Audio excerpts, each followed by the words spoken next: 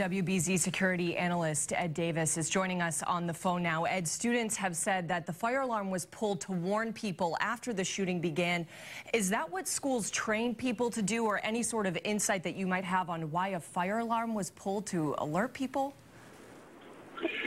Yes. You know, we've had 100 years of history with fires and fire alarms, and our policies and training have saved many lives when the threat was fire.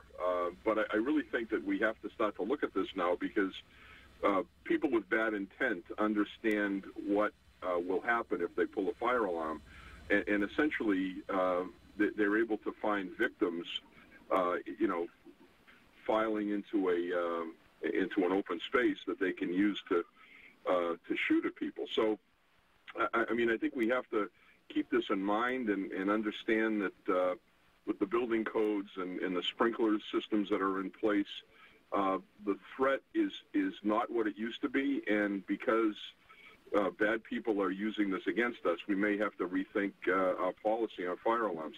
It's a terrible thing to think of, but that's exactly what we're facing right now.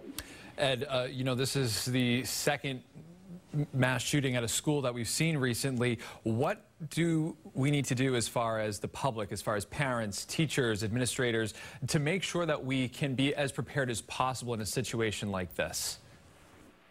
Well, there are many things that are being done right now. There are systems that can be put in to make schools more secure.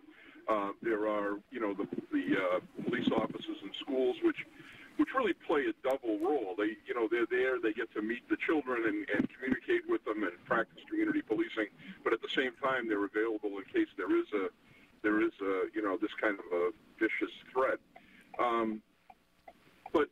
But really, we have to stop. We really have to prevent this. That's the key to this. And public officials have to say more than we're praying for people and we're hoping for good outcomes. They have to come up with ideas that will actually stop it. Ed Davis, WBZ's security analyst, on the phone for us. Ed, we appreciate your insight. Appreciate you being with us this noon. I will be in touch in a little bit with you. Thank you very much. Of course, we'll continue following the developments out of Texas. We'll bring you the very latest as soon as it comes into the WBZ newsroom. Stay with us on air and at cbsboston.com.